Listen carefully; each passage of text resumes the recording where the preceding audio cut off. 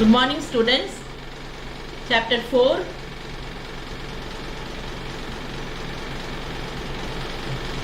Good morning students. Chapter 4. Consumption and investment functions.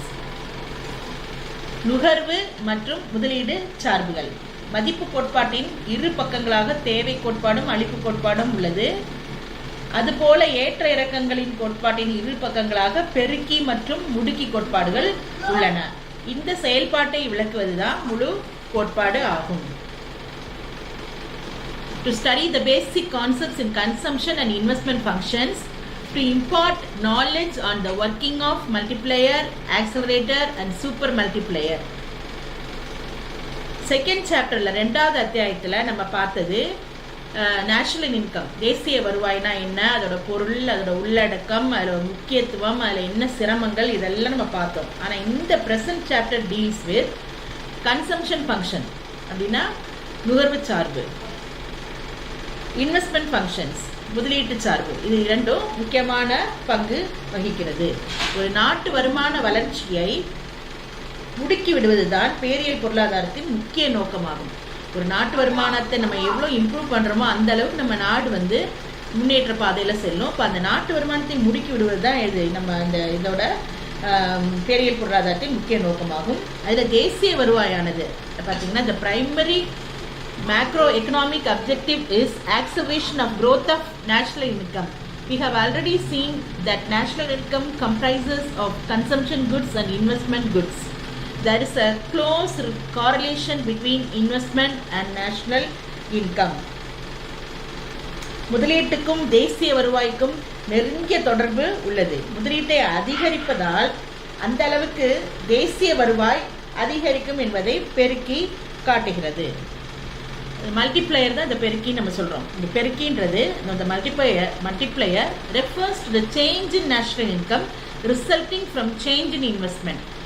தேசிய வருமானத்தில் ஏற்படும் மாற்றம் என்னது காட்டுது? Resulting from change in investment. மூலதனத்தில் உள்ள சேஞ்சஸ், இன்வெஸ்ட்மெண்ட்டில் உள்ள சேஞ்சஸை அது நமக்கு தெளிவாக காட்டுகிறது. இந்த அத்தியாயத்தில் நம்ம நுகர்வு சார்பு, நுகர்வு சார்ந்த உளவியல் கோட்பாடு, முதலீட்டு சார்பு, பெருக்கி, முதலீடு போன்றவற்றை நாம் அறிகிறோம். கன்சம்ஷன் ஃபங்க்ஷன், நுகர்வு சார்பு. Meaning of consumption function. The consumption function or propensity to consume refers to income consumption relationship. இல்லை ரெண்டு முக்கியமாக வருது பாருங்க, இன்கமும் கன்சம்ஷனும் வருது. இப்போ நம்ம இதை பார்க்கும்போது என்னன்னா, நுகர்வு சார்புனா என்னன்னா வருவாய்க்கும் நுகர்வுக்கும் உள்ள தொடர்பையே நுகர்வு சார்பு அல்லது நுகர்வு நாட்டம் என்று நம்ம சொல்கிறோம். இப்போ மொத்த நுகர்வு மற்றும் மொத்த நாட்டு வருமானம், இந்த இரு ஒட்டுமொத்தத்திற்கிடையேயான சார்பு தொடர்பாகும். இதை நம்ம எப்படி சொல்றோம்னா C is equal to F of Y. C-னா கன்சம்ஷன், Y-னா இன்கம், F-னா ஃபங்க்ஷன். அப்போ கன்சம்ஷன் ஃபங்க்ஷன் இண்டிகேட்ஸ் என்னது, எதை இண்டிகேட் பண்ணுது பாருங்க, functional relationship between C and Y. C and Y-னா என்னது, தமிழ் மீடியம் ஸ்டூடெண்ட்ஸ் நல்லா இந்த C-னா என்ன, Y-னா என்னன்றதை நீங்கள் அண்டர்லைன் பண்ணி வச்சுக்கோங்க. C-னா நுகர்வு, Y-னா income. where C is the dependent variable and Y is the independent variable. C is the dependent variable. நுகர்வு சார்பு நுகர்வு மற்றும் வருமானத்துக்கு இடையேயான சார்பு தொடர்பை விளக்குது. Cன்றது பாருங்க சார்பு மாறி, Yன்றது சாரா மாறியாக இதில் இருக்கிறது. இப்போ நுகர்வு சார்பு அட்டவணையை ஒரு பல்வேறு வருமான இதை வச்சு நம்ம அதை இதில் பார்க்குறோம் பாருங்க. இந்த ஒரு அட்டவணை அங்கே கொடுத்துருக்காங்க. Income consumption schedule. In fact consumption function is a schedule of the various amounts of consumption expenditure corresponding to different levels of income. இப்போ இன்கம் கன்சம்ஷன் சேவிங்ஸ், ஒய்னா இன்கம், சீனா கன்சம்ஷன், எஸ்னா சேவிங்ஸ். இப்போது இன்கம் பாருங்க ஜீரோவாக இருக்குது, கன்சம்ஷன் 20. இன்கம் ஜீரோவாக இருக்கும்போது கன்சம்ஷன் எப்படி 20 ஆகும்? I will explain it later. Savings -20. அடுத்து நெக்ஸ்ட் பாருங்க, இன்கம் 60, கன்சம்ஷன் 70, சேவிங்ஸ் -10. அடுத்து income 120, consumption 120, savings 0. Income 180, consumption 170. அப்போ 180லேருந்து 170 போச்சுன்னா 10 தான் சேவிங்ஸ். அடுத்து பாருங்க, இன்கம் 240, கன்சம்ஷன் 220, அப்போ 240லேருந்து 220 கழிச்சிட்டோம்னா 20 என்னது சேவிங்ஸ். அப்புறம் 300லேருந்து 270 போச்சுன்னா 30 சேவிங்ஸ். 360லேருந்து 320 போச்சுன்னா 40 சேவிங்ஸ். இதில் பார்த்தீங்கன்னா இதில் என்ன தெரியுது பாருங்கள், வருமானம் 0, y = 0. 0 ஆனாலும் நுகர்வு செலவு 100ஆக இருக்கும். வருமானம் 100 எனில் நுகர்வு செலவு தான் சீன்றோம் நம்ம, அது 150 ஆகவும். வருமானம் 200 எனில் நுகர்வு செலவு 260 ஆகவும். வருமானம் 300 எனில் நுகர்வு செலவு 340 ஆகவும் இருக்கும். அப்போ y = 300 எனில் c = 340 இருக்கும் அப்படின்னு சொல்லிட்டு அவங்க ஒரு இது கொடுத்துருக்காங்க பாருங்க, ஒரு ஃபார்முலா மாதிரி. MPC இதை நம்ம டெல்டா சின்னு சொல்லுவோம். Delta C divided by delta Y, அதை கண்டுபிடிச்சி அது இது போட்டிருக்காங்க. இந்த ஃபார்முலா மட்டும் நம்ம படிச்சுக்கலாம், அது மட்டும் நமக்கு தெரிஞ்சுட்டா போதும். C = a + by or C = 20 + 0.yy. அப்புறம் பார்த்தீங்கன்னா வேர் a வந்து greater than 0 and b வந்து less than 1. C = consumption and a வந்து constant or intercept = 20. இப்போ வந்து நெக்ஸ்ட் என்ன பார்க்க போகிறோம்னா, இப்போ வந்து இது வந்து உங்களுக்கு என்ன இந்த ஃபார்முலா மட்டும் சொல்லியிருக்காங்க, கணித ரீதியாகவும் அதை நமக்கு சொல்லிட்டாங்க.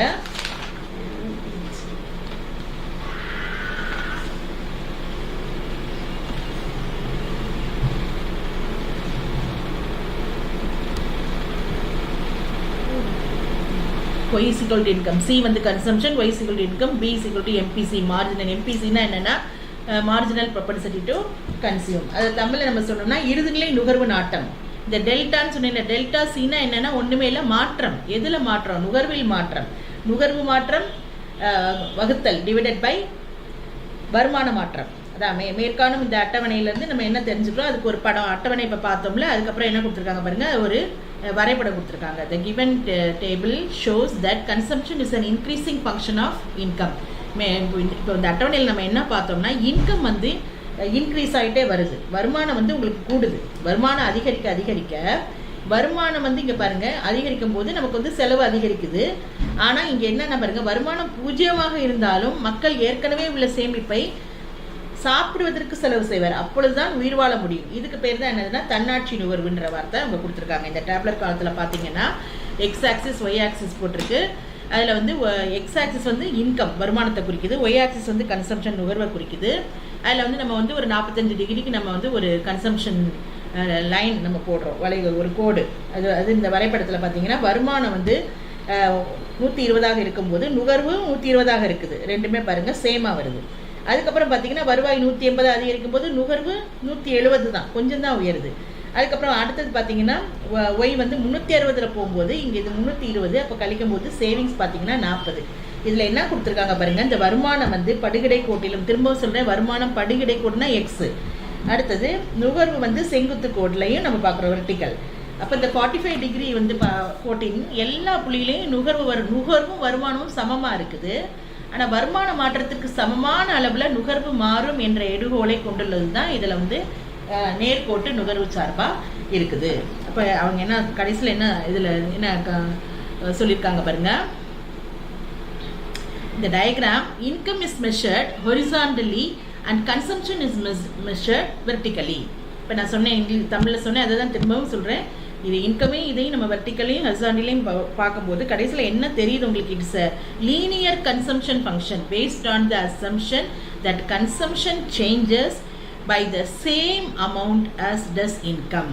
ஒரே லெவலில் வருதுன்றத அதை வந்து அவங்க அதில் நமக்கு அந்த படத்தின் மூலமாக அவங்க காட்டியிருக்காங்க. Consumption but also the amount save. This is because the propensity to save is merely the propensity not to consume. The 45 degree line may therefore be regarded as a zero saving line, and the shape and position of the C curve indicate the division of income between consumption and saving. அடுத்தது நம்ம முக்கிய கருத்துருக்கள் பார்க்குறோம். அடுத்த topic பார்த்தீங்கன்னா propensity to consume அப்படின்னா என்னென்னா நுகர்வு நாட்டம். இதுலேயும் உங்களுக்கு வந்து ஒரு படம் கொடுத்துருக்காங்க propensity to consume. இங்கே பார்த்தீங்கன்னா நுகர்வு நாட்டம், அதில் வந்து இந்த சைடு பாருங்கள் சராசரி ஆவரேஜ், இந்த சைடு பார்த்தீங்கன்னா மார்ஜினல் இறுதி நிலை அப்படின்னு சொல்லி படம் கொடுத்து போட்டிருக்காங்க. மொத்த வருமானம் பாருங்கள் எவ்வளோ இருக்குது, செலவு செய்தது இவ்வளவு, அந்த அமௌண்ட்லாம் கொடுத்துருக்கு. சராசரி நுகர்வு நாட்டம் 75%. இங்கே பார்த்தீங்கன்னா அதே மாதிரி வருமான அதிகரிப்பு 10,000 செலவு அதிகரிப்பு. இறுதிநிலை நுகர்வு நாட்டம் 25%, 25% கொடுத்துட்டு the average propensity to consume அப்படின்னா என்னன்னா C/Y, marginal propensity to consume delta C by delta Y, average propensity to save S/Y, the marginal propensity to save delta S by delta Y.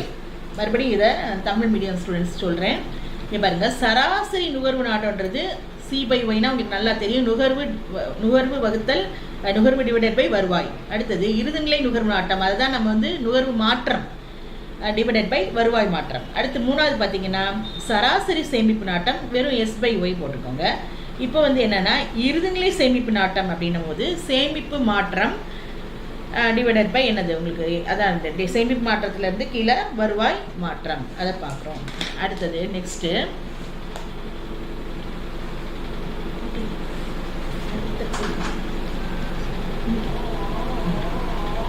Average propensity to consume. Average propensity to கன்சியூம்னா என்னென்னா சராசரி நுகர்வு நாட்டம். வருமானத்துக்கும் நுகர்வுக்குமான வீதமே சராசரி நுகர்வு நாட்டமாகும். நல்லா கவனிச்சுக்கோங்க. அது ஆவரேஜ்னா சராசரி, ப்ரொபென்சிட்டி டு கன்சியூம்னா என்னென்னா நுகர்வு நாட்டம். இப்போ ஆவரேஜ் ப்ரொபென்சிட்டி டு கன்சியூம்னா சராசரி நுகர்வு நாட்டம்னா என்னன்னா வருமானத்துக்கும் நுகர்வுக்கும் வீதமே சராசரி நுகர்வு நாட்டமாகும். இதை நம்ம எப்படி மொத்தமாக சொல்கிறோம், APC = C/Y. சீனா நுகர்வு, ஒய்னா வருமானம், அவ்வளோதான். இவ்வளோ எழுதுனீங்கன்னா போதும். அடுத்தது ரெண்டாவது பார்த்தீங்கன்னா இறுதிநிலை நுகர்வு நாட்டம். ஏற்கனவே பார்த்தோம், என்னது வருமான மாற்றத்துக்கும் நுகர்வு மாற்றத்திற்கும் இடையேயான வீதமே இறுதிநிலை நுகர்வு நாட்டம். MPC = delta C by delta Y. இங்கே வந்து டெல்டா சின்னா என்னன்னா நுகர்வு மாற்றம், டெல்டா ஒய்னா வருமான மாற்றம். அப்போ இது நேர்மறை எண், ஆனால் இது பாருங்கள் MPC வந்து என்னன்னா நேர்மறை எண் ஆனால் ஒன்றுக்கும் குறைவானது. அதான் மொத்தம் 0 < delta C divided by delta Y <1. இது ரெண்டாவது. அடுத்து தேர்டு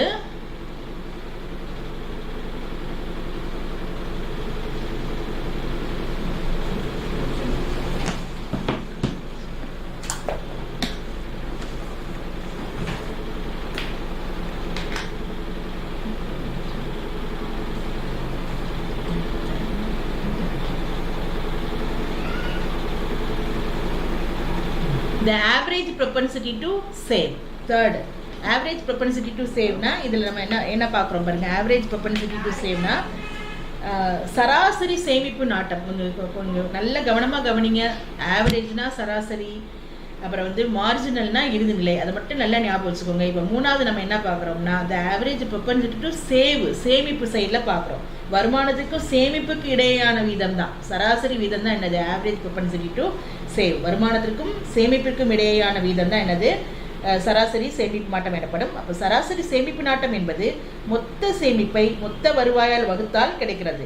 வேறு வகையில் சொன்னீங்கன்னா என்னன்னா மொத்த வருவாய்க்கும் மொத்த சேமிப்பிற்கும் இடையேயான விகிதம் ஆகும். அப்போ APS = S/Y. இங்கே எஸ்னா சேமிப்பு, ஒய்னா வருமானம். அடுத்தது ஃபோர்த்து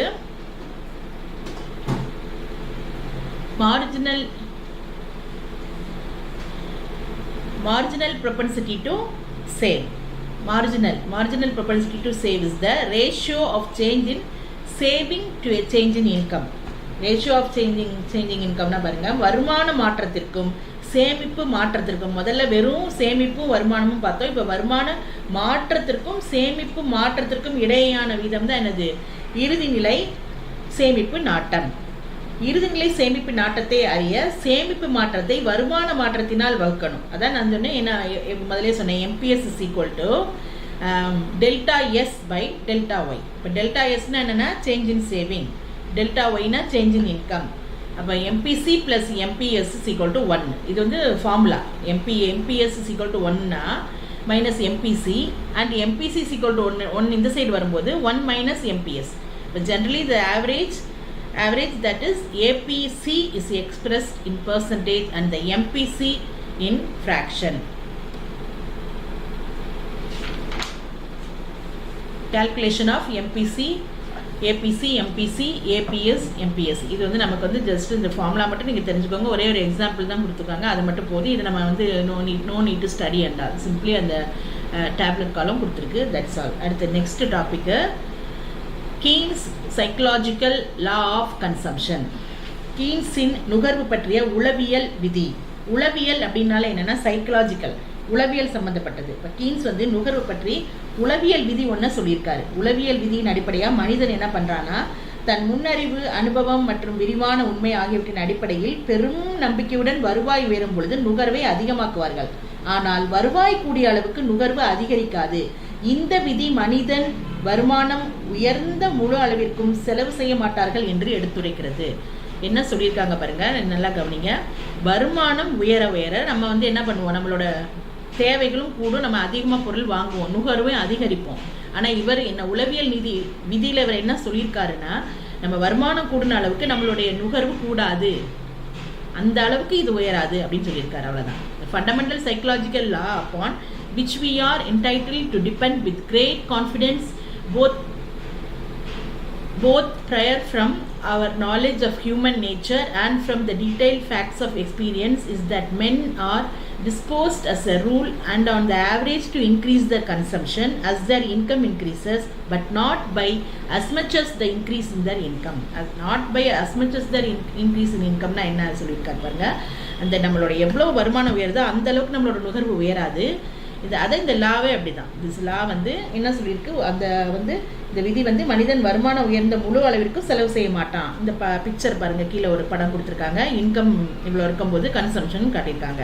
அதுக்கடுத்து பாருங்க, இன்கம் எவ்வளோ இன்க்ரீஸ் ஆயிருக்கு, ஆனால் கன்சம்ஷன் என்ன ஆயிருக்கு, consumption increases but not equal and to income increases. Income increase ஆகிற அளவுக்கு, அந்த வருமானம் கூடின அளவுக்கு நுகர்வானது கூடலை, அது வந்து ஓரளவுக்கு தான் கூடியிருக்கு.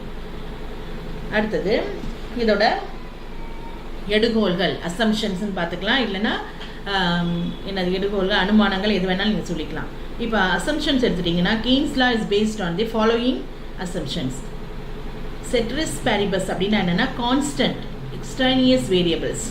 அடுத்தது second, existence of normal conditions. ஒன்றுன்னா பார்ப்போம். இந்த other variables such as income distribution, tastes, habits, social customs, price movements, population growth, etc. do not change and consumption depends on income alone. என்ன சொல்லியிருக்காரு, மற்றவை எதுவுமே மாறாது.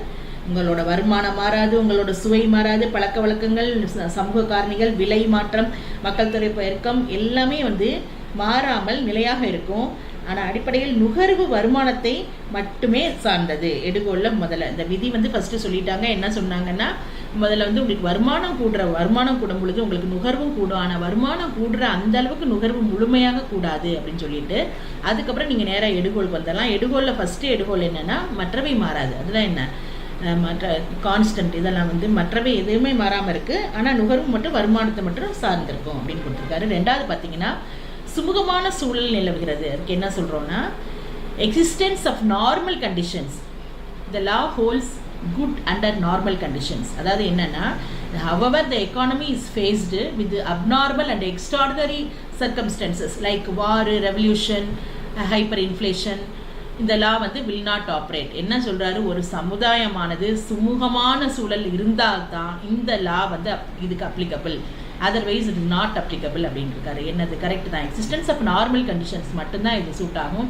அப்நார்மல் கண்டிஷன்ஸ், திடீர்னு வந்து நமக்கு வார் வருது, சுனாமி வருது, ஃப்ளட்ஸ் வருது, திடீர்னு ஏதாவது நடக்குது. இப்போ அந்த மாதிரி கண்டிஷன்ஸ்க்கு அந்த மாதிரி மாறும்பொழுது அதில் இந்த சைக்கலாஜிக்கல் லா வந்து, இந்த கீன்ஸோட சைக்கலாஜிக்கல் லா ஆஃப் கன்சம்ஷன் என்ன ஆகாது, the law will not operate. So people may spend the whole of increased income on consumption.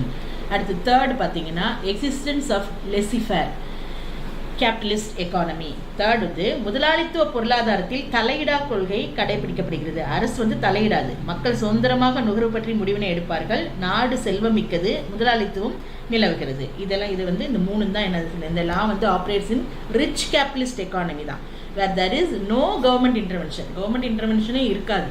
people should be free to spend their increased income.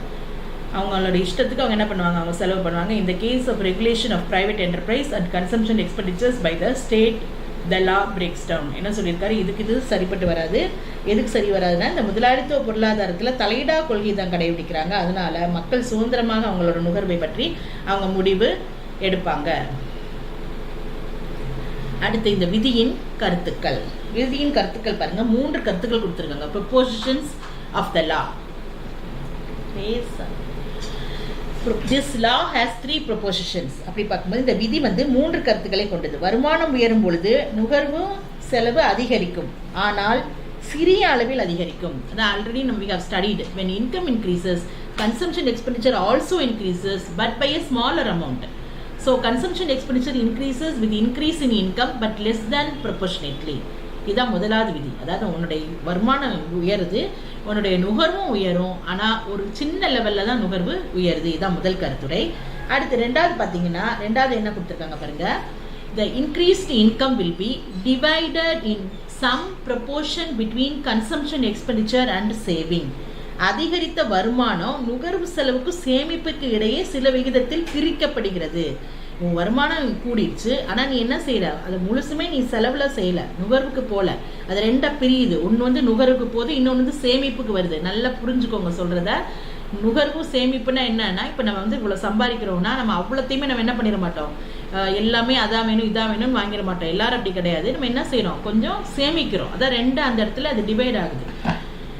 அதான் அந்த செகண்ட் பாயிண்ட்ல அதான் சொல்லியிருக்காங்க. This follows from the first proportion because when the whole of increased income is not spent on consumption, the remaining is saved. In this way, consumption and saving move together. அடுத்து third point பார்த்தீங்கன்னா, increase in income always leads to an increase in both consumption and saving. அதிகரிக்கின்ற வருமானம் எப்பொழுதும் நுகர்வு மற்றும் சேமிப்பை அதிகரிக்க தான் செய்யும், ஒரு நாள் குறைக்காது. என்ன பண்ணும், வருமானம் ஒன்று நுகர்வுக்கோ அல்லது சேமிப்பிற்கோ கொண்டு செல்லும்.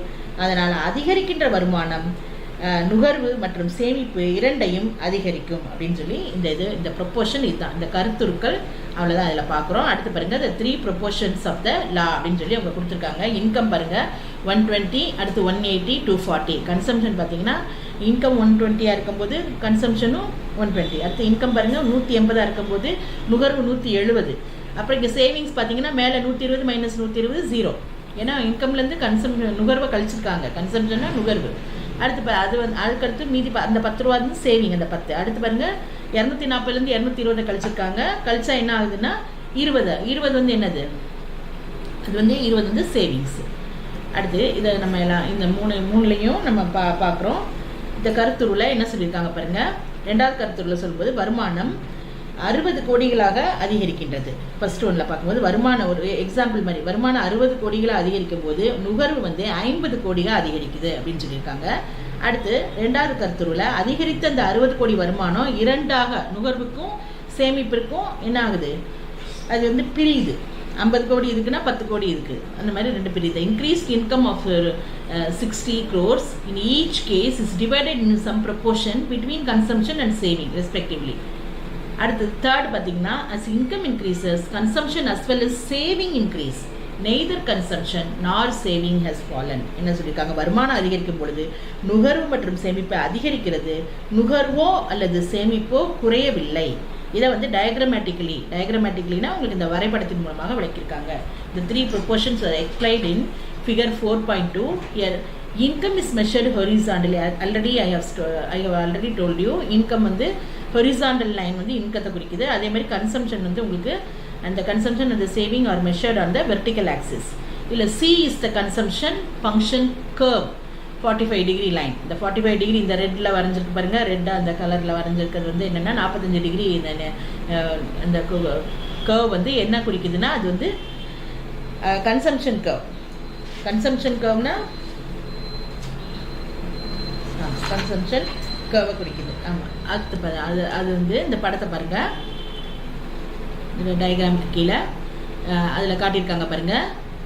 Income increases from 120 to 180. Consumption also increases from 120 to 170. But the increase in consumption is less than the increase in income. 10 is saved.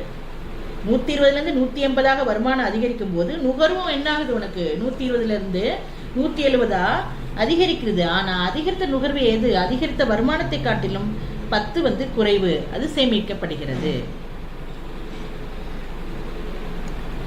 அடுத்து இரண்டாவது கருத்துரையில பாருங்க, கருத்துரையில when income increases to 180 and 240, it is divided in some proportion between consumption by 170 and 220 and saving by 10 and 20 respectively.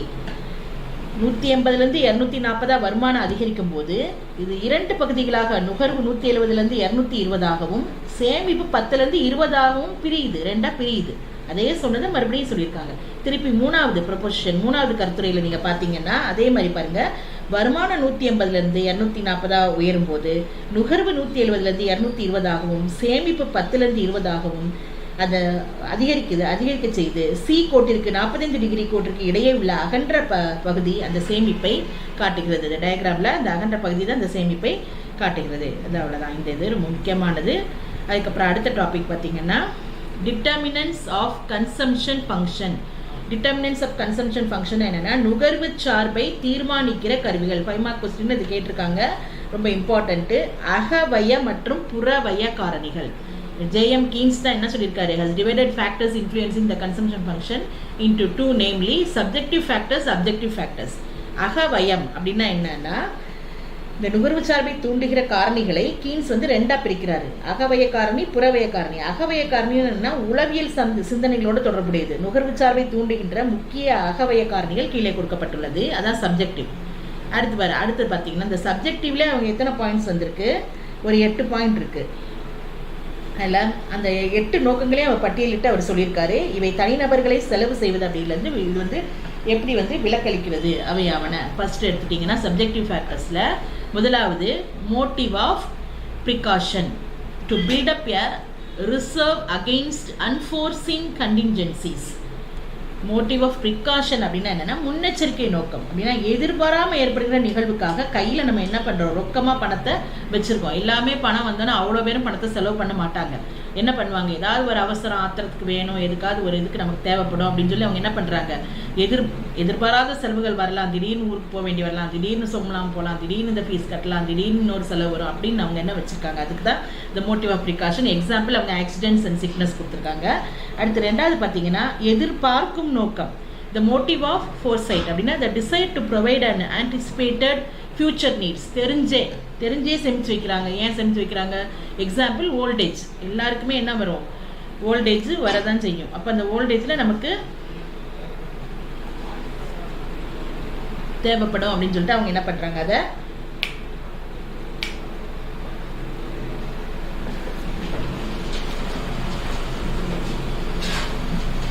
மூணாவது கணிக்கும் நோக்கம், விருப்பம்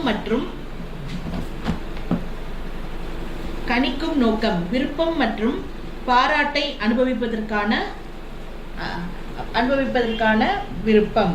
கணிக்கும் நோக்கம்னா என்னன்னா the motive of calculation, the desire to enjoy interest and appreciation. அடுத்தது நாலாவது பார்த்தீங்கன்னா முன்னேறும் நோக்கம், வாழ்க்கை தரத்தை முன்னேற்ற விரும்புதல் சார்ந்த விருப்பம்.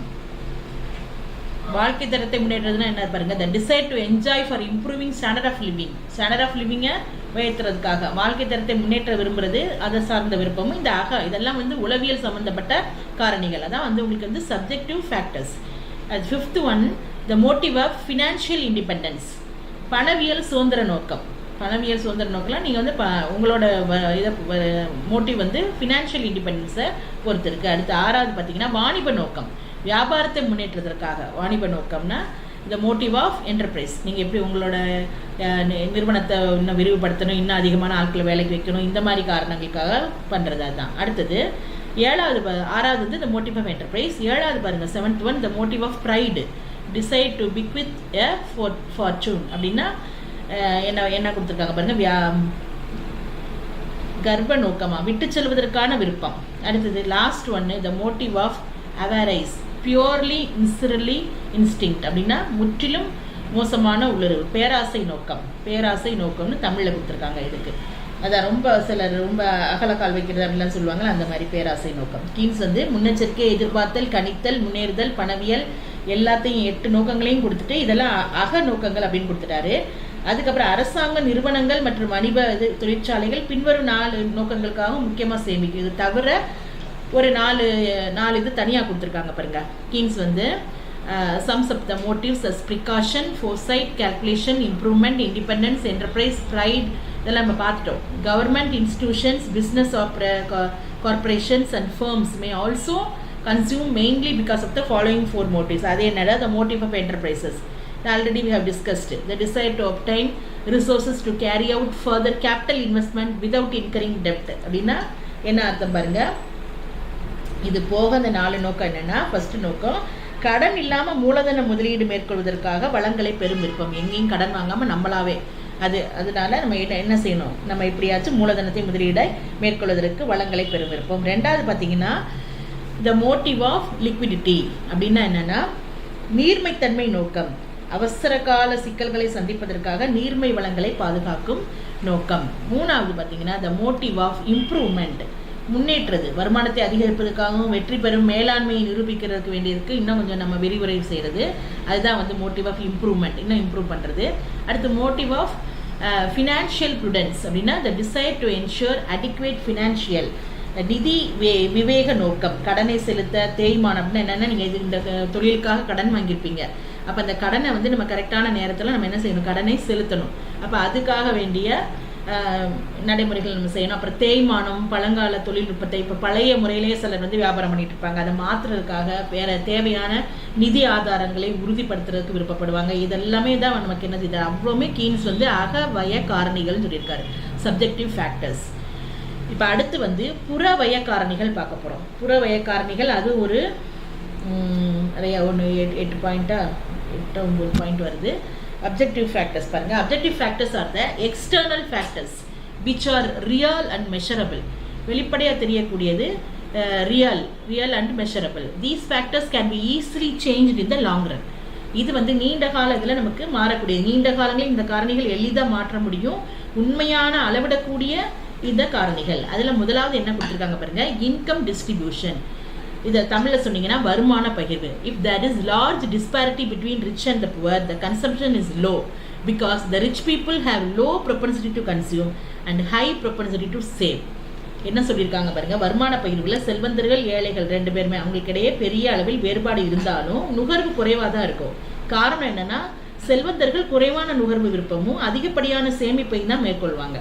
இந்த சமநிலை வருமானம் பகிர்வுடைய சமூகத்தில் அதிகமான நுகர்வு விருப்பம் இருக்கும் அப்படின்றத இது விளக்கியிருக்காங்க. வருமான இன்கம் டிஸ்ட்ரிபியூஷன்ல என்ன சொல்லியிருக்காங்க, வருமான பகிர்வில் இவங்க 2 பேர்த்துக்கும் gap between the rich and the புவர்னு பார்க்கும்போது ரிச் பீப்புள் என்ன பண்ணுவாங்களா, நுகர்வு குறைவாக இருக்கும், சேமிப்பு அதிகம். ஆனால் ஏழைகள் உங்களுக்கு நுகர்வு தான் அதிகமாக இருக்கும். அந்த பாயிண்ட் தான் இதில் சொல்லியிருக்காங்க. அடுத்து செகண்ட் பார்த்தீங்கன்னா விலை அளவுனா price level plays an important role in determining the consumption function. அது நுகர்வு சார்பை முக்கியமாக தீர்மானிக்கிற காரணி விலை தான். விலை வீழ்ச்சி அடையும் போது உண்மையான வருமானம் அதிகரிக்கும், மக்கள் அதிகமாக நுகர்வார்கள் மற்றும் சமூகத்தில் நுகர்வு விருப்பம் அதிகரிக்கும். விலை வீழ்ச்சி தான் நம்ம என்ன செய்வோம், when the price falls real income goes up, people will consume more.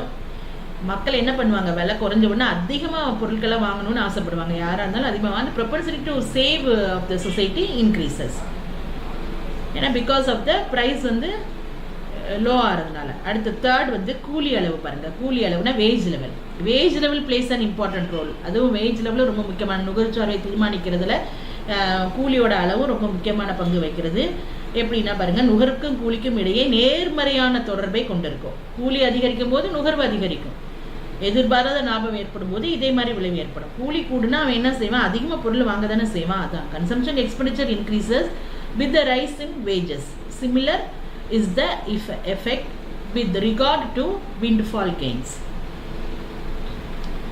அடுத்தது fourth point, வட்டி விகிதம். Rate of interest plays an important role. வட்டி விகிதம்னா நுகர்வு சார்பை தீர்மானிக்கிற முக்கியமான காரணி. அதிக வட்டி மக்களை அதிக அளவு பணத்தை சேமிக்க ஊக்கமளிக்கும், நுகர்வை குறைச்சிரும். இப்போ நம்ம என்ன பார்த்துட்டு இருக்கோம், எந்தெந்த காரணிகள் தீர்மானிக்குதுன்னு பார்க்குறோம். இது வந்து புறவய காரணிகள், எக்ஸ்டர்னல் இதை பார்த்துட்டு இருக்கோம். அப்ஜெக்டிவ் ஃபேக்டர்ஸில் எக்ஸ்டர்னலாக தெரிகிறது. அதில் வந்து fourth one interest rate of interest plays an important role in determining the consumption function. The higher the rate of interest will encourage people to save more. மக்கள் வந்து அதிகமாக என்ன பண்ணுவாங்க, ரேட் ஆஃப் இன்ட்ரெஸ்ட் கூடும் பொழுது அதிக அளவில் பணத்தை சேமிக்க ஊக்கமளிக்கும் அப்படின்றத காட்டுது. அடுத்தது நிதி கொள்கை, fiscal policy. when government reduces the tax, அரசாங்கம் வரியை குறைக்கும் போது ஃபிஸ்கல் பாலிசி, அஞ்சாவது பாயிண்ட் வந்திருக்கும், fiscal policy. and the government reduces the tax, the disposable income rises and the propensity to consume of the community increases. The progressive tax system increases the propensity to consume of the people by alerting the income distribution in favor of poor. அரசாங்கம் வரியை குறைக்கும் போது செலவிடத்தக்க வருமானம் அதிகரிக்கும். அதுலேயும் பார்த்தீங்கன்னா என்னன்னா, வளர்வீத வரி கொள்கையானது ஏழைகளுக்கு சாதகமான வருமான பகிர்வை தருவதால் ஏழைகளின் நுகர்வு விருப்பம் மாறும். இதில் 5 பாயிண்ட் நம்ம பார்த்துருக்கோம். இன்னும் 6, 7, 8 நம்ம நம்மளோட நெக்ஸ்ட் கிளாஸில் பார்ப்போம். இது புறவய காரணிகளில் 5வது பாயிண்ட் வரைக்கும் நான் நிறுத்துகிறேன். இதோட கண்டினியூஷன் நெக்ஸ்ட் கிளாஸில் நம்ம பார்ப்போம். Thank you students.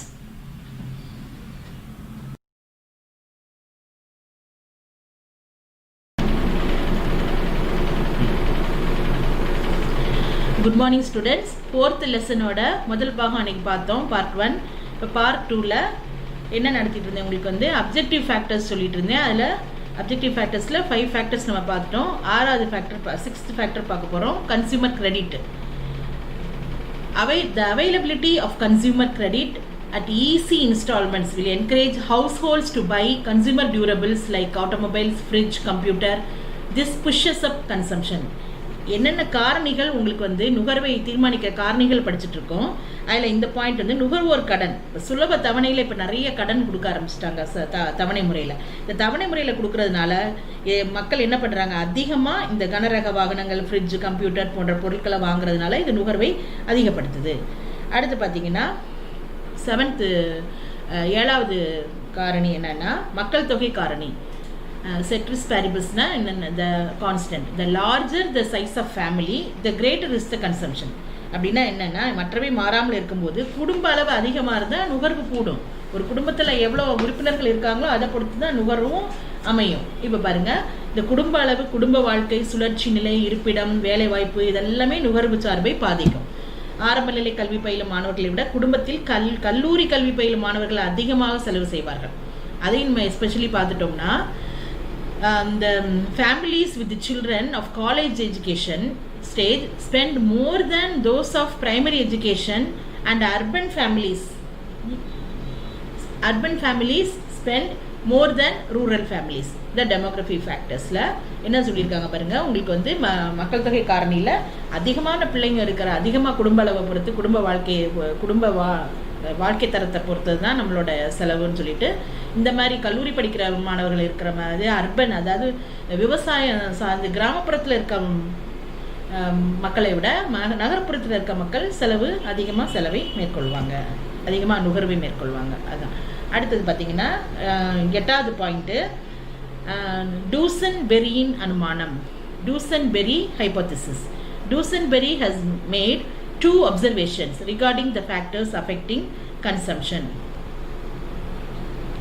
என்ன சொல்றாரு, நுகர்வு சார்பை பாதிக்கும் 2 உற்று நோக்குதலை இந்த டூசன்பெரின்றவர் சொல்லியிருக்காரு. அதுல ஒன்று பார்த்தீங்கன்னா,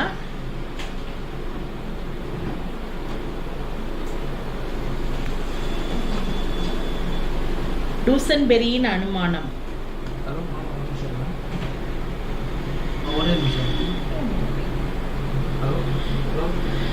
The consumption expenditure depends not only on his current income but also past income and standard of living. இவர் என்ன சொல்லியிருக்காரு பாருங்க, 2 பாயிண்ட் சொல்லியிருக்காரு. அதில் முதல் பாயிண்ட் என்னன்னா, நுகர்வு செலவு உன்னுடைய தற்போதைய வருமானத்தை மட்டும் சார்ந்தில்ல, உன்னுடைய முந்தைய வருமானத்தையும் வாழ்க்கை தரத்தையும் சார்ந்திருக்கும் அப்படின்னு சொல்லியிருக்காரு. இப்போ தனிநபராக இருக்கும்போது அவங்க குறிப்பிட்ட வாழ்க்கை தரத்துடன் வாழ்ந்து பழக்கப்பட்டிருப்பாங்க.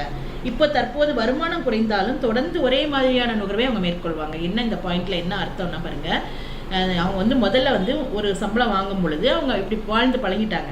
இப்போ அவங்களோட வருமானம் குறைஞ்சிருச்சு. ஆனால் அவங்க என்ன செய்வாங்க, தன்னுடைய பழக்கத்தை மாற்றிக்க மாட்டாங்க, அதே மாதிரி தான் வாழணும்னு அவங்க நினைப்பாங்க. அதை தான் அந்த பாயிண்ட்டை டூசன்பெரின்றவர் அதை தான் சொல்லியிருக்காரு.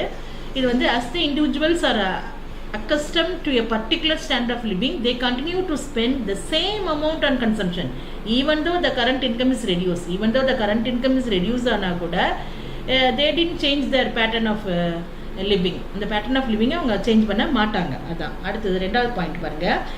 வெளிக்காட்டும் விளைவின் காரணமாகவும் நுகர்வு தீர்மானிக்கப்படுகிறது. Consumption is influenced by demonstration effect. அதாவது குறைவான வருமானமுடைய மக்களும் அதிக வருமானமுடைய மக்களின் நுகர்வு தரத்தால் தூண்டப்படுவாங்க. இப்போ வந்து நம்ம வீட்டு பக்கத்தில் இருக்கிறவங்கள பார்ப்பாங்க, குறைவான வருமானம் உள்ளவங்க அதிகமாக வருமானம் வாங்குறவங்கள பார்த்து அவங்க என்ன செய்கிறாங்களோ அவ்வளவுமே செய்ய முடியாட்டினாலும் இப்போ அவங்க ஒரு பொருள் வாங்கியிருக்காங்கன்னா அந்த பொருளை வாங்கணும், அதே மாதிரி நம்மகிட்டே இருக்கணும் அப்படின்னு ஆசைப்படுவாங்க.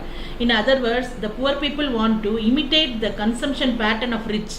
This results in spending beyond their income level. தன்னுடைய நிலைமைக்கு மேலே அவங்க என்ன செய்வாங்க, அவங்கள மாதிரி செலவு பண்ணணும், அவங்கள மாதிரி வாங்கணும், அவங்க அந்த பையன் இந்த மொபைல் வச்சுருக்கான், இந்த பையன் இந்த வண்டி வச்சுருக்கான் அப்படின்னு சொல்லி அவங்க வந்து அவங்களுடைய தேவைகள் கூடும், அவங்களோட நுகர்வும் இதை பாதிக்கிறதுக்கு காரணம் இருக்குது. இந்த 2 பாயிண்ட்டையும் யார் டூசன்பெரி சொல்லியிருக்காரு. நல்லா இது ரொம்ப ரொம்ப ப்ராக்டிக்கலான இது ஒரு பாயிண்ட்டு. அடுத்து பார்த்தீங்கன்னா எதிர்பாராத லாபம் அல்லது நஷ்டம், windfall gain or loss.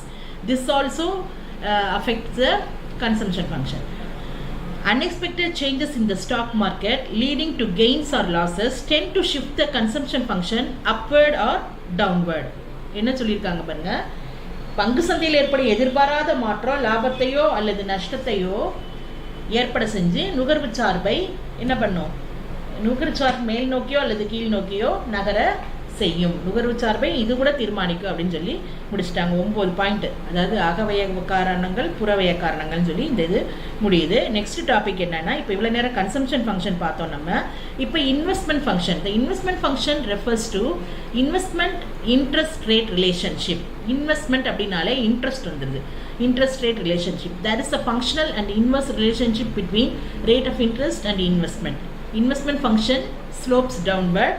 I is equal to f of r. I na investment, அது வந்து dependent variable. r na rate of interest, அது இண்டிபெண்டன்ட் வேரியபிள். அது முதலீட்டு சார்பு. முதலீட்டு சார்புனா என்னன்னா, முதலீடுனா என்ன, முதலீடு மற்றும் வட்டி விதத்திற்கான தொடர்பை தான் இது குறிப்பிடுகிறது. முதலீட்டிற்கும் வட்டி விதத்திற்கும் உள்ள சார்பு எப்படி இருக்கும் பாருங்க, தலைகீழ் தொடர்பு தான் இருக்கு. தலைகீழ் தொடர்புனா என்னன்னா, ஒரு இது கூடும்போது ஒன்று குறையும் அந்த மாதிரி. இப்போ I is equal to f of r. Aina என்னன்னா முதலீடு இன்வெஸ்ட்மெண்ட், ஆறுனா என்னன்னா வட்டி வீதம். இப்ப முதலீடோட பொருள்,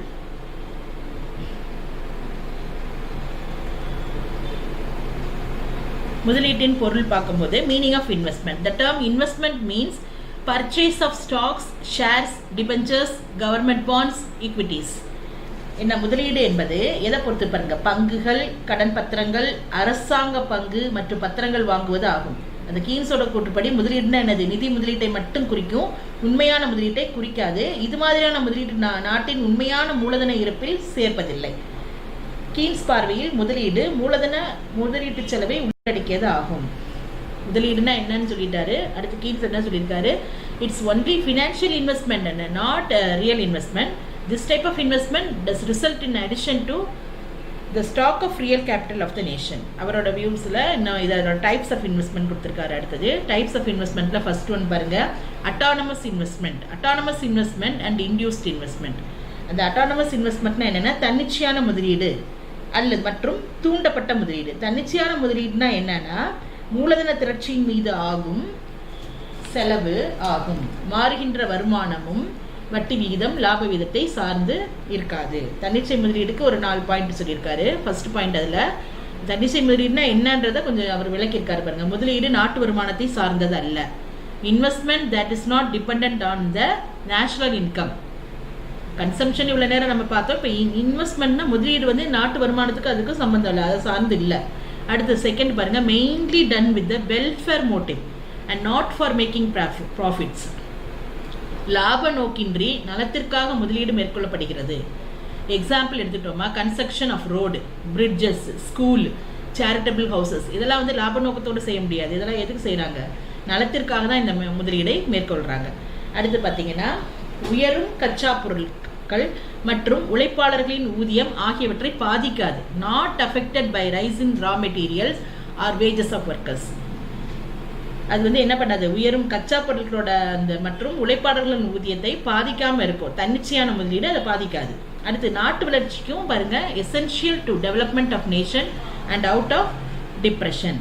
நாட்டு வளர்ச்சிக்கும் பொருளாதார மந்தத்திலிருந்து விடுபடுவதற்கும் இது ரொம்ப ரொம்ப அவசியம். அட்டானமஸ் இன்வெஸ்ட்மெண்ட்னா is the expenditure on capital formation, which is independent of the change in income, rate of interest or rate of profit. பொருளாதார நடவடிக்கைகளை சுதந்திரமான எதையும் சாராத முதலீடு எதுன்னா அது தன்னிச்சையான முதலீடு தான். இந்த தன்னிச்சையான முதலீடு பார்த்தீங்கன்னா வருமானம் வந்து நெகிழ்ச்சியற்றது. தன்னிச்சையான முதலீட்டோட அளவு வந்து எல்லா நிலைகளிலும் ஒரே மாதிரியாக தான் அது இருக்கும். அதான் என்ன சொல்லியிருக்காங்க, அது வந்து ஒரே எந்த விதமான மாற்றம் இருக்காது, ஒரே மாதிரியாக தான் இருக்கும். தன்னிச்சை முதலீடு இந்த வரைகோடை பாருங்க, எக்ஸ் அச்சுக்கு படுகிடையான இணைகோடு, ஒரு எக்ஸ் கோடு, ஒய் கோடு. எக்ஸ் கோடு வருமானத்தை குறிக்குது, ஒய் வந்து உங்களுக்கு முதலீடை குறிக்குது. அந்த ஒரே ஒரு கோடு போட்டிருக்காங்க பாருங்க, ஐன்னு போட்டு. அந்த கோடு வந்து என்னன்னா இந்த தன்னிச்சையான முதலீடுல எந்த மாற்றம் இருக்காது, ஒரே ஒரு படுகிடை கோடு, அவ்வளவுதான். இதுல சொன்னீங்கன்னா உங்களுக்கு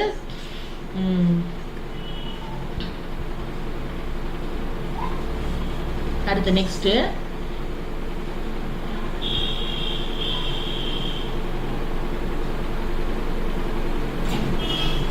தூண்டப்பட்ட முதலீடு.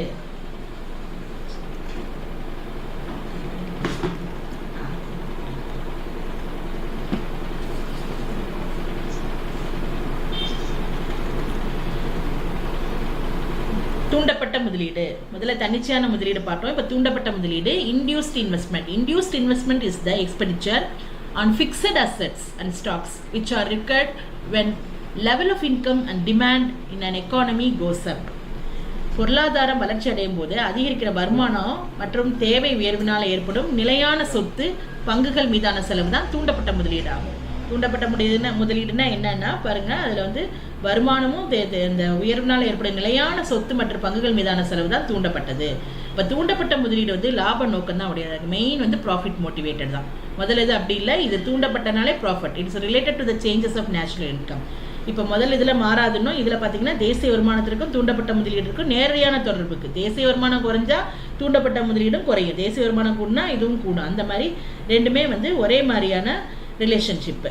வருமான நிகழ்ச்சி பின்வருமாறு அந்த கோடு பாருங்க, நேர்மறை சாய்வு கோடாக இருக்கும். அதே மாதிரி நம்ம போடுற என்னது வரைபடத்தில் பார்த்தீங்கன்னா ஜிஎன்பின்னா இங்கே ஜிஎன்பி, இந்த முதலீடு, இங்கே தூண்டப்பட்ட முதலீடு பாருங்க, ஒரே ஒரு சாய்வு கோடு ஐ போட்டிருக்காங்கல்ல, ஐடினா அதாவது சாய்வு கோடாக போட்டிருக்காங்க.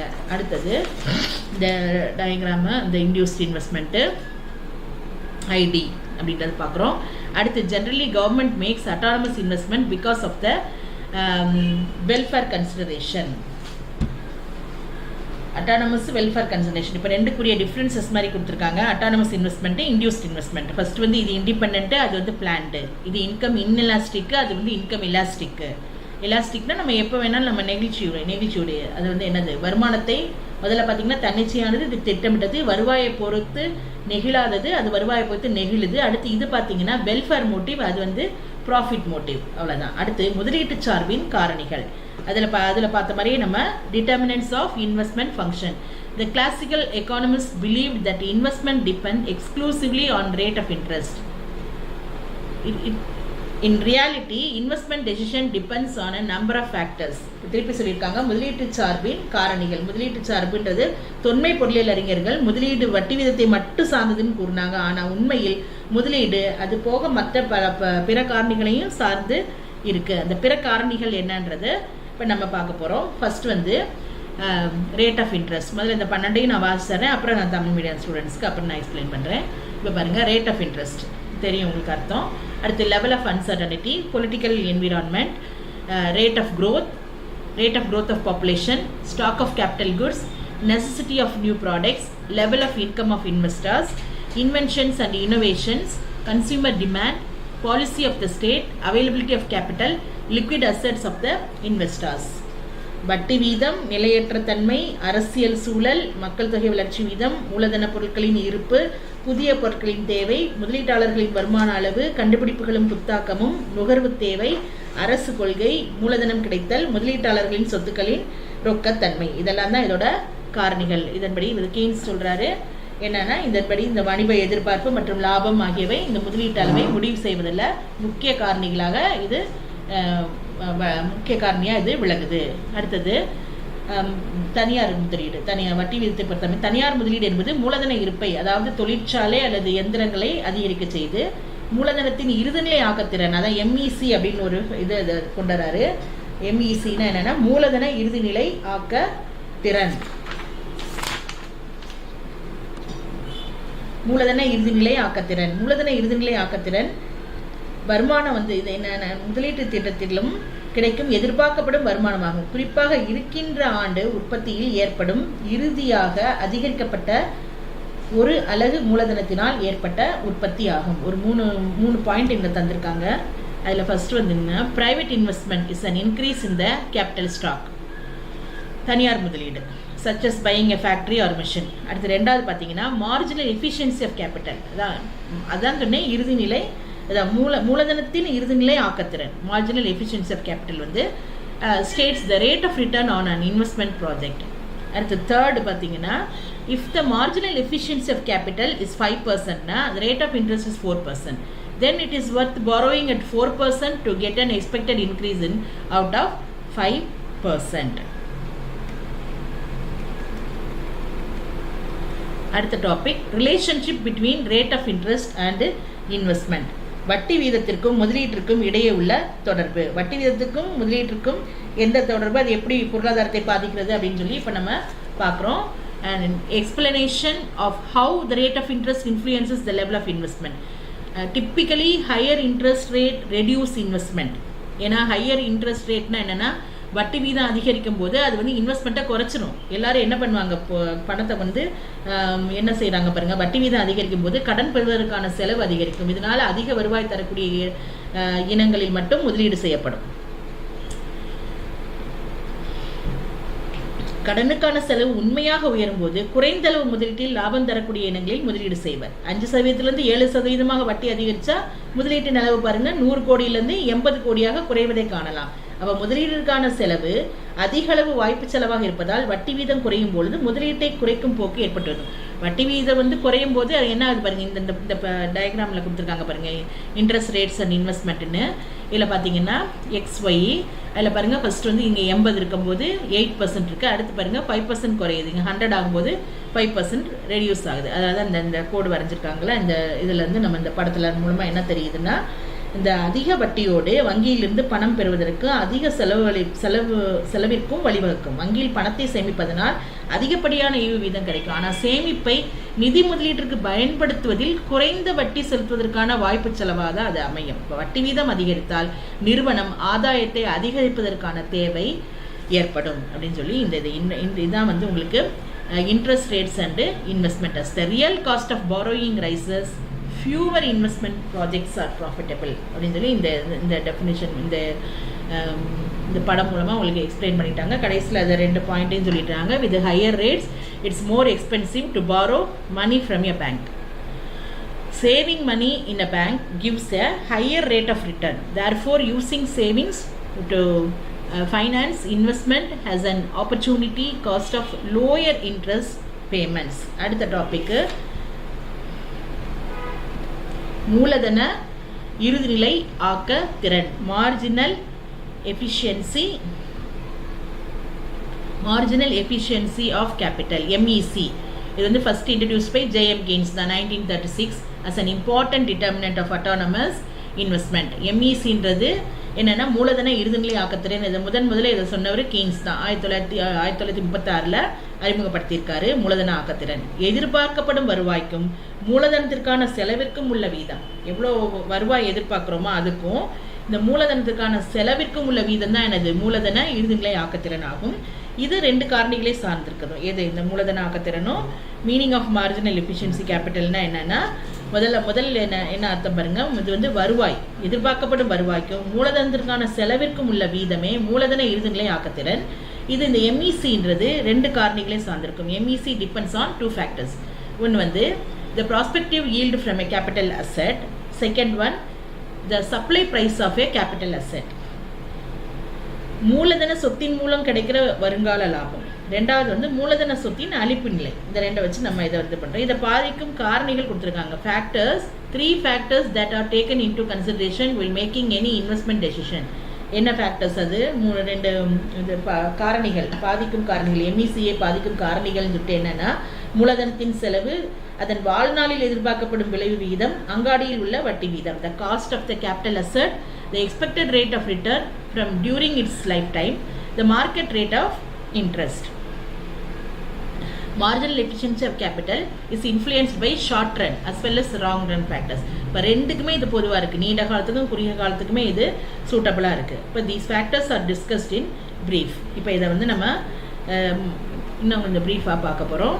அதில் பார்த்தீங்கன்னா என்ன இருக்குன்னா, முதல்ல ஷார்ட் ரன் ஃபேக்டர்ஸ்ன்னு கொடுத்துருக்காங்க. ஷார்ட் ரன் ஃபேக்டர்ஸ்னால் குறுகிய மூலதன, இது வந்து குறுகிய கால காரணிகள்னு சொல்லிட்டு குறுகிய கால காரணிகள்னு ஒரு 5 இது பார்க்குறோம். ஃபர்ஸ்ட் வந்து பார்த்தீங்கன்னா குறுகிய கால காரணிகளில் முதல் காரணி வந்து பொருளுக்கான தேவை, டிமாண்ட் ஃபார் த ப்ராடக்ட்.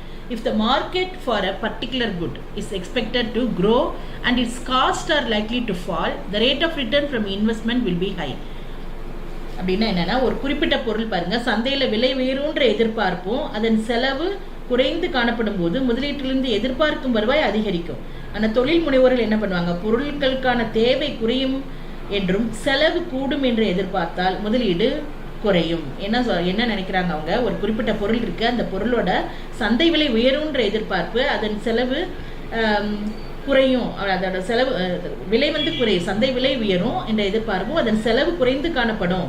அப்போ முதலீட்டிலிருந்து எதிர்பார்க்கும் வருவாய் அதிகரிக்கும்னா தொழில் முனைவோர்கள் அந்த பொருட்களுக்கான தேவை குறையும் அப்படின்னு நினச்சிட்டு அவங்க என்ன பண்ணியிருப்பாங்களாம், அதை வந்து அவங்க வந்து அந்த முதலீடை வந்து அவங்க குறைப்பாங்க. அதுதான் if entrepreneurs expect a fall in demand for goods, அந்த பொருளுக்கான தேவை குறையும்னு நினச்சா அவன் என்ன பண்ணிடுறான், அந்த rice in cost the investment will decline. அடுத்து ரெண்டாவது பார்த்தீங்கன்னா நீர்மைத்தன்மையான சொத்துக்கள், liquid assets. The entrepreneurs are holding large volume of working capital, they can take advantage of the investment opportunities. நீர்மைத்தன்மை உள்ள சொத்துக்கள் அப்படின்னா செயல்திறன் மூலதனத்தை அதிக அளவில் தொழில் முனைவோர் வச்சிருந்தாங்கன்னா அதன் வழியாக அது தன் வழியே வரும் முதலீட்டு வாய்ப்புகளின் நன்மையை ஏற்றுக்கொள்வார். அப்படின்னா என்னன்னா, நீர்மைத்தன்மையான சொத்துக்கள்னா ரெடி கேஷ் மாதிரி, அந்த கொடுத்தா கேஷ் கரெக்டாக நம்ம செயல்திறன் மூலதனத்தை அதிக அளவில் தொழில் முனைவோர் வச்சிருந்தாங்கன்னா அது வழியே வரும் முதலீட்டு வாய்ப்புகளின் நன்மையை ஏற்றுக்கொள்வார். இதுதான் மூலதனத்தின் இறுதிநிலை ஆக்கத்திறனை இது கூட்டும். அந்த நீர்மைத்தன்மையான சொத்துக்கள் இது வந்து ஒரு நல்லது குறுகிய காலத்துலன்னு போட்டிருக்காங்க. அடுத்து பார்த்தீங்கன்னா வருமானத்தில் ஏற்படும் திடீர் மாற்றம், sudden changes in income. Sudden changes in இன்கம்னும் போது என்னன்னா, தொழில் முனைவோர் என்ன செய்யறாங்க, திடீர் வருமான மாற்றமும் மூலதனத்தின் இறுதிநிலை ஆக்கத்திறனை பாதிக்கும். இப்போ வணிக சமூகன்றது எதிர்பாராம லாபமோ இல்லை வரிசலையோ பெற்றால் மூலதனத்தின் இறுதிநிலை ஆக்கத்திறன் அதிகரிக்கும். ஆனால் நாட்டில் முதலீடு அதிகரிக்கும். மாறாக வருமானம் குறைந்தால் மூலதனத்தின் இறுதிநிலை ஆக்கத்திறன் குறையும். என்ன சொல்லியிருக்காங்கன்னா, த எம்இசி வந்து is also influenced by sudden changes. அப்போ என்ன சடன் சேஞ்சஸ்னா, இந்த பிஸ்னஸ் கம்யூனிட்டி வந்து கெட்ஸ் விண்ட்ஃபால் ப்ராஃபிட், எதிர்பாராத ரொம்ப லாபம், windfall profit or tax concession, the MEC will be high and hence investment in the country will go up. அதே on the other hand MEC ஃபால்ஸ்னா அந்த டிக்ரீஸ் இன் இன்கமும் கீழே குறையிறதுக்கு வாய்ப்பாகுது. அடுத்தது 4th point, current rate of investment. Another factor which influences MEC is the current rate of investment in a particular industry. அப்படின்னா பார்த்துங்க, என்ன கரண்ட் ரேட் ஆஃப் இன்ட்ரெஸ்ட்னா, இப்போ குறிப்பிட்ட தொழில்களில் வந்து உள்ள நடைமுறை முதலீட்டு வீதமும் மூலதனமும் இறுதிநிலை ஆக்கத்திறனை பாதிக்கிறது. அது மற்றொரு காரணி. குறிப்பிட்ட தொழில்கள் ஏற்கனவே அதிக அளவு முதலீடு செய்யப்பட்ட நிலையில் அதே தொழிலில் மேலும் முதலீடு செய்தால் மூலதனத்தின் இறுதிநிலை ஆக்கத்திறனை குறைக்கும். ஏற்கனவே நல்ல முதலீடு செஞ்சு நல்லா ஓடிட்டு இருக்கு, திருப்பி கொண்டு போய் அதில் அதிகமாக முதலீடு செய்யறதுக்கு அவங்க விரும்ப மாட்டாங்க. அப்படின்னா மொத்தத்துக்கும் அது குறைச்சிரும் அப்படின்னு நினைப்பாங்க. அதுதான். அடுத்தது 5th பாயிண்ட் பார்த்தீங்கன்னா, waves of optimism and pessimism. The marginal efficiency of capital is also affected by waves of optimism and pessimism in the business cycle. If the businessmen are optimistic about future, the MEC will be likely to be high. During periods of pessimism, the MEC is underestimated and so will be low. வணிக சூழ்நிலையில் ஏற்படும் நம்பிக்கையற்ற நிலையில் மூலதனத்தின் இறுதிநிலை உற்பத்தி திறனை பாதிக்கும். தொழில் செய்கிறவங்க எதிர்கால நம்பிக்கை கொண்டிருந்தால் தான் அவங்க என்ன பண்ணுவாங்க, இறுதிநிலை உற்பத்தி திறனை அதிகமாக்குவாங்க. மாறா நம்பிக்கை இல்லாமல் இருந்தாங்கன்னா அவங்க என்ன பண்ணுவாங்க, அந்த உற்பத்தி திறன் ஆட்டோமேட்டிக்காக அது வந்து கம்ப்ளீட்டாக குறைஞ்சிரும். அதான். அடுத்தது பார்த்தீங்கன்னா நெக்ஸ்ட் வந்து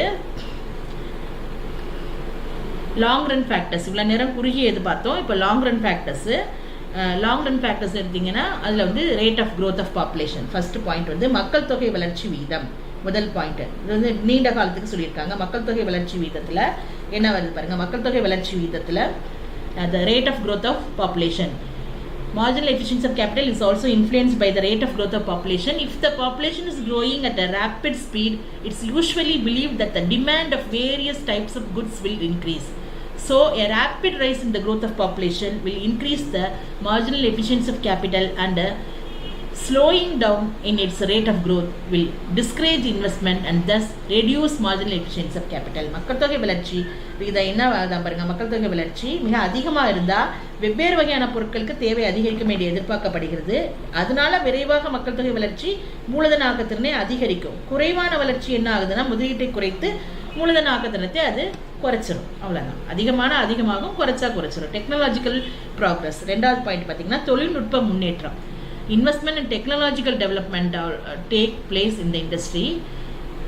The prospects of increase in the net yield brightens up. For example, the development of automobiles in the 20th century has greatly stimulated the rubber industry, the steel and oil industry, etc. So we can say the inventions and technological factors. அடுத்தது என்னன்னா தொழில் முன்னேற்றம்னா பார்த்தீங்கன்னா என்னென்னா தொழில்நுட்ப முன்னேற்றம். தொழில்களில் முதலீடு தொழில்நுட்ப முன்னேற்றமும் ஏற்பட்டால் நிகர லாபத்தில் என்ன பண்ணலாம், அதிகபட்சமான ஏற்றத்தை கொண்டு வரும். எடுத்துக்காட்டாக 20ஆம் நூற்றாண்டில் பார்த்தீங்கன்னா ஆட்டோமொபைல்ஸ் துறையில் ஏற்பட்ட முன்னேற்றம். எங்கே பார்த்தாலும் நமக்கு ஆட்டோமொபைல்ஸ் துறை நல்ல முன்னேறி இருக்கு. ரப்பர் தொழிற்சாலை, எஃகு மற்றும் எண்ணெய் தொழிற்சாலை, இதெல்லாமே பார்த்தீங்கன்னா பெரிய அளவில் உந்துதல் ஏற்பட்டு முன்னேறி இருக்கு. அதனால புதிய கண்டுபிடிப்புகள், தொழில்நுட்ப முன்னேற்றம், பல வகையான திட்டங்களுக்கு முதலீடு செய்வதற்கு ஊக்கமளித்து மூலதன இறுதிநிலை ஆக்கத்திறனையும் இது அதிகரிக்க செய்யுது. அடுத்தது என்னன்னா பண மற்றும் நிதி கொள்கை. மலிவு பண கொள்கை, தளர்வான வரி கொள்கை அதிகப்படியான லாபத்தை ஈட்ட வழி செய்து அதனால மூலதன ஆக்கத்திறன் உயருது அப்படின்னு சொன்னா. அடுத்தது அரசியல் சூழல்.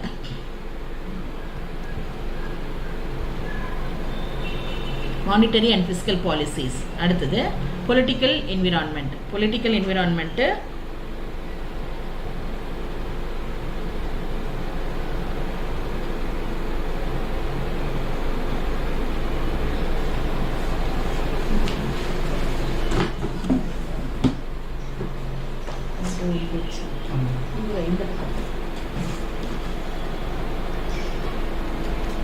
Short run, long run.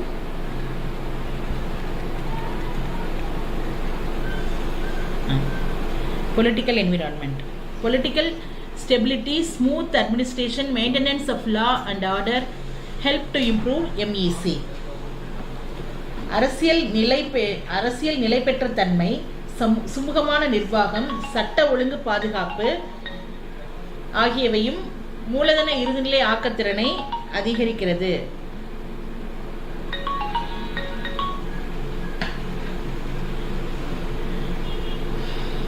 அரசியல் சூழ்நிலையில் என்ன பண்ணுது பாருங்க. பொலிட்டிக்கல் ஸ்டெபிலிட்டியும் இதுவும் எல்லாம், இந்த நிர்வாகத்திறன் எல்லாமே சட்ட ஒழுங்கு இதெல்லாமே மூலதன இறுதிநிலை ஆக்கத்திறனை அதிகரிக்கிறது. அடுத்தது வளங்கள் கிடைப்பது. Resource availability, cheap and abundant supply of natural resources. மலிவான மற்றும் மிகுதியான இயற்கை வளங்கள். supply of natural resources, abundant supply of natural resources, efficient labor and stock of capital enhance the MEC. எது அதிகப்படுத்துது பாருங்க. மலிவான மிகுதியான இயற்கை வளங்களும் அதிகமான உழைப்பாளர்கள், மூலதன இருப்பு, இதெல்லாமே மூலதன இறுதிநிலை ஆக்கத்திறனை அதிகரிக்கிறதுக்காக உதவுது. இவ்வளோ நேரம் மூலதன ஆக்கத்திறனை என்னென்ன இது நமக்கு அதிகரிச்சுது அப்படின்னு பார்த்தோம். இப்போ அடுத்தது மூலதன இறுதிநிலை உற்பத்தி திறன், MEI, marginal efficiency of investment. இவ்வளோ நேரம் மார்ஜினல் எஃபிஷியன்சி ஆஃப் கேபிட்டலாக பார்த்தாச்சு, மூலதன ஆக்கத்திறன். இப்போ marginal efficiency of investment, MEI is the expected rate of return on investment as additional units of investment are made under specified conditions and over a period of time. ஒரு குறிப்பிட்ட காலத்தில் மேற்கொள்ளப்பட்ட முதலீட்டில் பாருங்க, எதிர்பார்க்கப்படுகிற விளைவின் வீதம் முதலீட்டின் இறுதிநிலை உற்பத்தி திறன் ஆகும். ஒரு குறிப்பிட்ட காலத்தில் என்ன பண்ணியிருக்கோம், மேற்கொள்ளப்பட்ட கூடுதல் முதலீடு, இவ்வளோ முதலீடு போட்டு இவ்வளோ எதிர்பார்த்துட்டு இருக்கோம். அந்த எதிர்பார்க்குற விளைவின் விகிதம் அந்த முதலீட்டின் இறுதிநிலை உற்பத்தி திறன் ஆகும். கடனுக்கான வட்டி வீதம் அதிகமாக இருந்தால் நம்ம பல்வேறு திட்டங்களில் தொழில் செய்வதற்கான ஆர்வம் நமக்கு குறையும். இதனால நிறுவனங்களின் லாப விகிதம் குறையிறதுக்கு வாய்ப்பு இருக்கு. அவ்வளோதான். அடுத்தது பார்த்தீங்கன்னா இந்த ரெண்டோட டிஃப்ரென்ஸ் இது கொடுத்துருக்காங்க. மூலதனத்தின் MEC தனியா, MEI தனியா. இது என்னன்னா கம்பேரிசன், ரெண்டையும் ஒப்பிட்டிருக்காங்க. முதல்ல MEC பார்த்தீங்கன்னா அந்த மூலதன இறுதிநிலை உற்பத்தி திறன். இது மூலதனத்தின் அளிப்பு விலையை பொறுத்து அமைகிறது. அளிப்பு விலையை பொறுத்து அமைகிறது. இங்கே மூலதனத்தின் தேவையில் ஏற்பட்ட மாற்றங்கள் விலையை தூண்டும் மாற்றத்தை பொறுத்து அமைகிறது. அடுத்த 2வது பாயிண்ட் பார்த்தீங்கன்னா, ஆரம்பத்தில் உள்ள மூலதனத்தை கணக்கில் கொள்ளாமல் ஒவ்வொரு மூலதன அலகிலிருந்து கிடைக்கும் விளைவையும் இது குறிக்குது. இங்கே பார்த்தீங்கன்னா MEI வந்து ஆரம்ப மூலதனத்திற்கு பின்னர் வந்த மூலதனத்தின் விளைவு விகிதத்தை காட்டுது. வரைபடத்தில் படுக்கை அச்சில் மூலதன இருப்பு அளக்கப்படுகிறது. இங்கே பார்த்தீங்கன்னா வரைபடத்தில் படுக்கை அச்சில் முதலீடு அளவு அளக்கப்படுகிறது. இது ஒரு இருப்பு கருத்துரு, இது ஒரு ஓட்ட கருத்துரு. ஒவ்வொரு வட்டி வீத அளவிலுமான உத்தம மூலதன இருப்பை இது நிர்ணயிக்கிறது. கொடுக்கப்பட்ட மூலதன இதில் இருக்கிற வட்டி அளவிலும் நிகர முதலீடு எவ்வளவு என்பதை நிர்ணயிக்கிறது. அடுத்தது இது பாருங்க, it's based on given supply price for capital. ஆனால் இங்கே இது வந்து change in the price due to change in the demand for capital. அப்படியே just opposite. It represents the rate of return on all successive units of capital without regard to existing capital. It shows the rate of return on just those units of capital over and above the existing capital stock. இது வந்து it's stock concept, இது flow concept. இது இருப்பு, இது ஓடும். இது determines the optimum capital stock. அடுத்து இது determines the net investment of the economy. Next topic முடியுமா?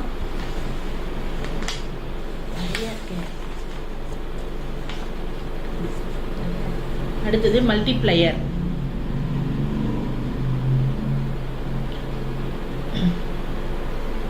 பெருக்கி, மல்டிப்ளையர் அடுத்த டாபிக். பெருக்கி கோட்பாட்டை முதல்ல நமக்கு கொடுத்தவர் யாருன்னா RF Kahn. The concept of multiplier was first developed by RF Khan in terms of employment. J.M. Keynes only redefined it as investment multiplier. First பெருக்கி கோட்பாட்டை முதல்ல AF கான் தான் வேலை வாய்ப்பின் அடிப்படையில் உருவாக்குனாரு. ஆனால் JM கீன்ஸ் தான் இதனை வருமானம் அல்லது முதலீட்டு பெருக்கியாக மாற்றி அமைச்சார். இதில் என்ன அவர் முக்கியமாக சொல்லியிருக்காருன்னு பாருங்க. தேசிய வருமானத்தின் மாற்றத்திற்கும் முதலீட்டில் ஏற்படும் மாற்றத்திற்கும் உள்ள வீதத்தை பெருக்கி என்று வரையறுக்கலாம். என்னது எதுக்கு உள்ள மாற்றம்னா பாருங்க, தேசிய வருமானத்தில் இருக்க மாற்றத்திற்கும் முதலீட்டில் ஏற்படும் மாற்றத்திற்கும் உள்ள வீதத்தை பெருக்கி. The multiplier is defined as the ratio of the change in national income to change in investment. National இன்கத்துக்கும் இன்வெஸ்ட்மெண்ட்டுக்கும் உள்ள அந்த அந்த மாற்றம், ரெண்டு மாற்றத்துக்கு இடையே அந்த வீதத்தை தான் நம்ம என்னன்னு சொல்கிறோம், பெருக்கின்னு சொல்கிறோம். இப்போ if delta I stands for increase in investment, delta Y stands for increase in income. Multiplier K is equal to delta Y divided by delta I. Since delta Y results from delta I, the multiplier is called investment multiplier. இதோட formula என்ன சொல்கிறோம், இதோட சூத்திரம்னு சொன்னீங்கன்னா, எனவே பெருக்கி K is equal to delta Y வகுத்தல் delta I. அது முதலீட்டு மாற்றம் உங்களுக்கு மாற்றத்தினால வருமானம் மாறுவதால் பெருக்கியை முதலீட்டு பெருக்கி அப்படின்னு நம்ம அழைக்கலாம். இப்போ பெருக்கியின் எடுகோள்கள் ஒரு 9 பாயிண்ட் கொடுத்துருக்காங்க. இதில் என்ன சொல்வீங்க, அசம்ஷன்ஸ் ஆஃப் மல்டிப்ளையர். கீன்ஸோட theory of the multiplier works under certain assumptions. First assumption, there is change in autonomous investment. தன்னிச்சையான முதலீட்டில் மாற்றம் உண்டு. There is no induced investment. தூண்டப்பட்ட முதலீடே கிடையாது. Consumption is a function of current income. இறுதிநிலை நுகர்வு நாட்டம் நிலையாக இருக்கும். The marginal propensity to consume is constant. The marginal propensity to consume is constant. தான் இறுதிநிலை நுகர்வு நாட்டம் நிலையாக இருக்கும். அடுத்து fourth one, consumption is a function of current income. நுகர்வு நாட்டம் வருமானத்தை சார்ந்தே அமையும். அடுத்து fifth one, there are no time lags in the multiplier process. பெருக்கியின் செயல்பாட்டில் கால இடைவெளி கிடையாது. no time lags. அடுத்து sixth one, consumer goods are available in response to effective demand for them.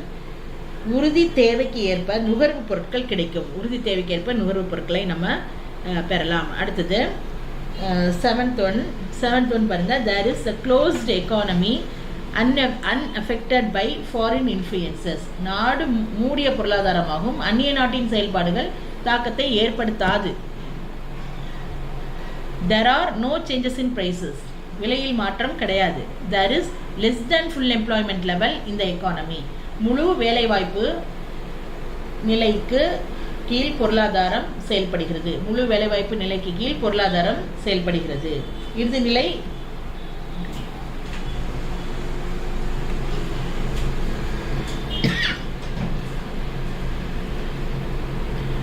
marginal propensity to consume and multiplier.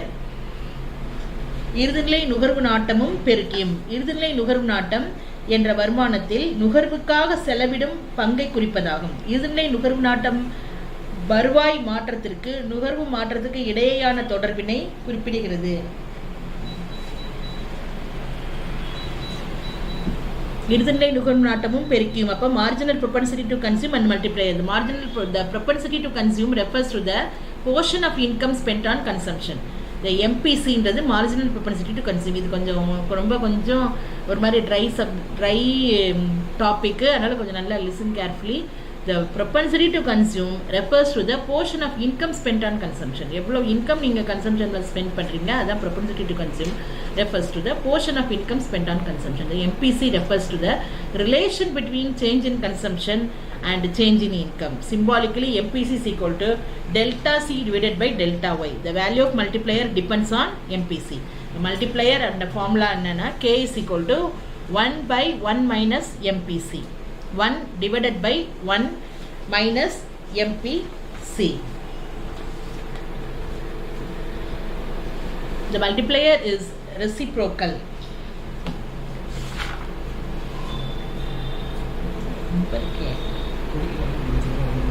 எதோட முடிப்போம்? இது வந்தாச்சு, இது வந்துட்டேன். இதோட முடிச்சு. The multiplier is the reciprocal of 1 minus marginal propensity to consume. Since marginal propensity to save is 1 minus MPC. By MPC plus MPS is equal to 1. The multiplier is 1 divided by MPS. Multiplier is therefore defined as reciprocal of MPS. Multiplier is inversely related to MPS and directly with MPC. Numerically, if MPC is 0.75, MPS is 0.25 and K is 4. Using formula, K is equal to 1 divided by 1 minus MPC. Our 1 divided by 1 minus 0.75 is equal to 1 divided by 0.25 is equal to 4. இதை வந்து டயக்ராமேட்டிக்கலி இதை வந்து இந்த படத்தில் நம்ம பார்க்குறோம். இது வந்து பெருக்கியோட படம் என்ன கொடுத்துருக்காங்க பாருங்கள். திருப்பி அந்த அட்டவணையில்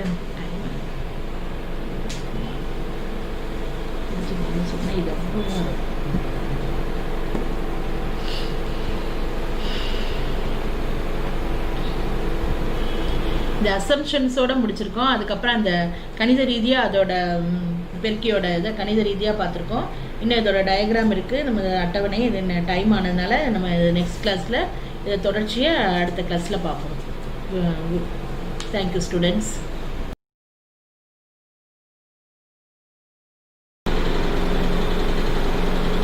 குட் மார்னிங் ஸ்டூடெண்ட்ஸ்.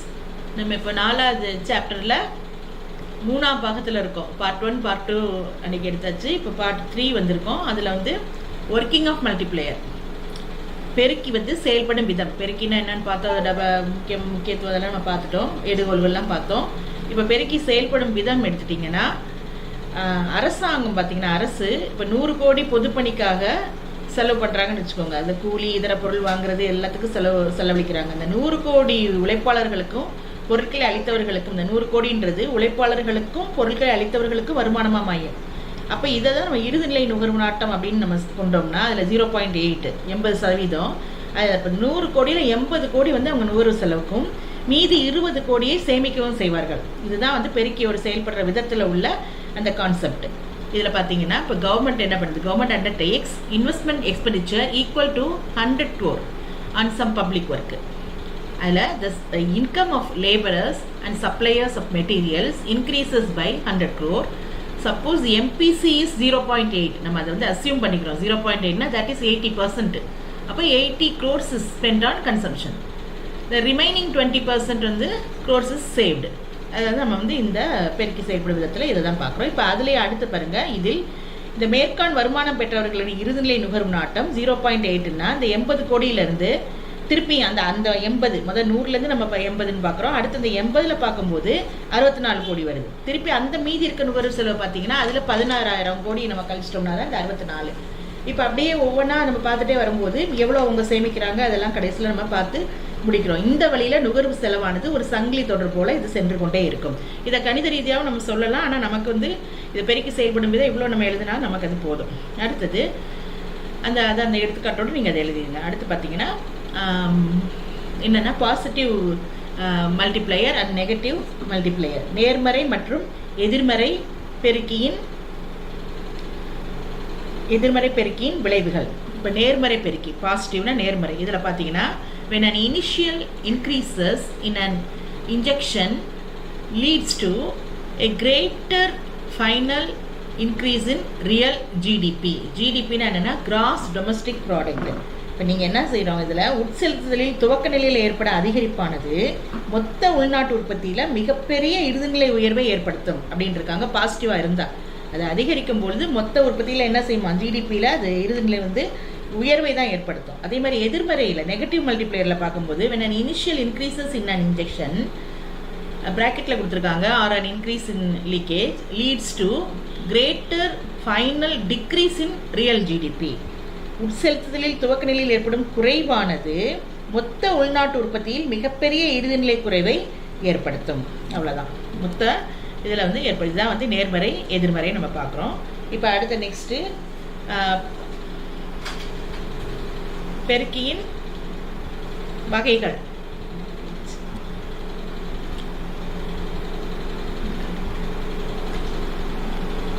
பெருக்கியின் வகைகள் இல்லை, இந்த மேக்ஸ் இந்த கணித ரீதி வந்து நம்ம கணித ரீதியாக பார்க்க, அது வந்து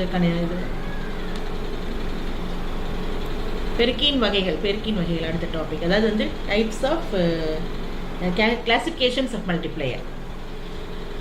கிளாசிஃபிகேஷன்ஸ் ஆஃப் மல்டிப்ளையர், அதாவது பெருக்கியோட வகைகள். இதில் ஃபர்ஸ்ட் பார்த்தீங்கன்னா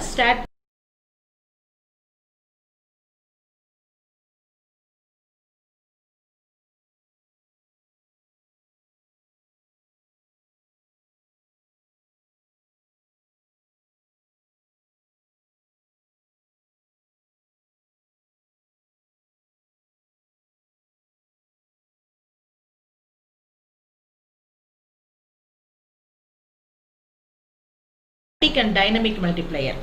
Static multiplier is otherwise known as simultaneous multiplier, timeless, அடுத்தடுத்த பேர் simultaneous multiplier, timeless multiplier.